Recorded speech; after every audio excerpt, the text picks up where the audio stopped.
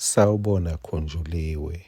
Mordekhai lo wathi makhunjulwa wasinza ekufeni, waphinza wathola imbasela, wathola nesikhundla lesimangalisako.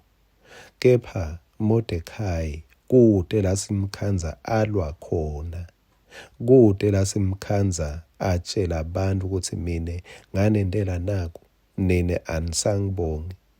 Kepha Mordekhai wahlala wathula, tintfo talungiswa, ngisho angalwi yena. Khunjuliwe, ungatilweli. Kuyatiwa ngemarekhodi akho. Mangabe atiwa lizulu emarekhodi akho, noma ngabe kunebantfu labangawati, atawukwembulwa emarekhodi ebuhle bakho. uNkulunkulu uyakusebentela.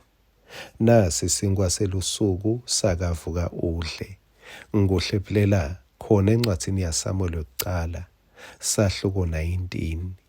Sike sambuka lo verse 1 na 2. Ngikhuluma ngetimpawu temngani sibili. Yebo, umngani sibili ningadla naye e-restaurant, kumbe futhi umngani sibili ningadlala naye, kepha labanye baphelela lapho. Umngani sibili ubonakala kahle kakhulu, hhayi ngetikhatsi letimnandzi temaphathi, kepha ubonakala ngetikhatsi letimatima. Ngishito kutsi luphawu lwekucala lesilibonako, umngani sibili uyakucaphelisa ngetintfo lesetingaba yingoti kuwe. Luphawu lwesibili ngemngani sibili siluthola masifunza sicala kuverse 4. Samuel yokucala sahluko 19 verse 4. Jonathan wakhuluma lokuhle ngaDavide kuyise Sawule. Hey Nkosi yami, nangu Sawule phela ngumphathi, nangu Davide na Jonathan kunesikhundla sisembi kwabo bobabili. Sowushito lo baba uthi hey, lo muntu lo uyi-competitor yakho, uyi-threat kuwe, akabulawe. Kepha lo mngani sibili, lolu phawu lolu, umngani sibili ukukhulumela kahle. Akakhulumi kahle kuze tindoti tomhambela kahle yena. Umngani sibili ukukhulumela kahle ngisho tinto tingeke yena timhambele kahle.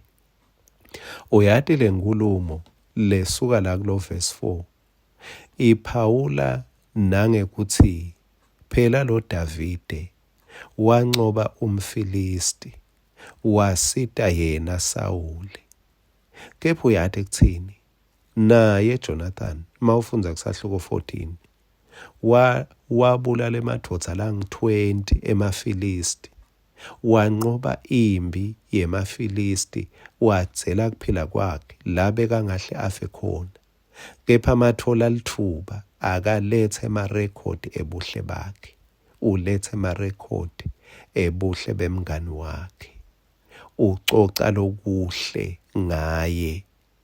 Sewuthi lapha kuverse 6, Sawule walalela Jonathan waze wathatha nasifungo, ngifunga kuphila kwasimakathe Davide angeke abulawe.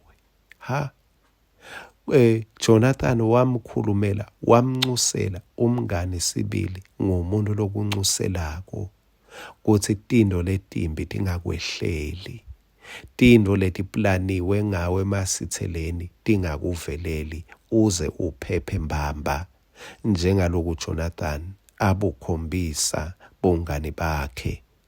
Ngitsini-ke nakuwe lamhla sihlobo sami, ngithi kwangathi uNkulunkulu angakupha leyo nhliziyo nawe ube ngumngani sibili, lotawukhulumela labanye, lotawukhuluma kahle ngalabanye, bese kwangathi nawe ungaphila ube nesibinzi. Nkosi yami, uNkulunkulu akuphe bangani sibili kuze kuthi wati kuthi noma kuletinye tikhatsi ungeke ube khona etindzaweni letitsite emihlanganweni, kepha yena akukhulumele kahle kuze tinto tikuhambele kahle.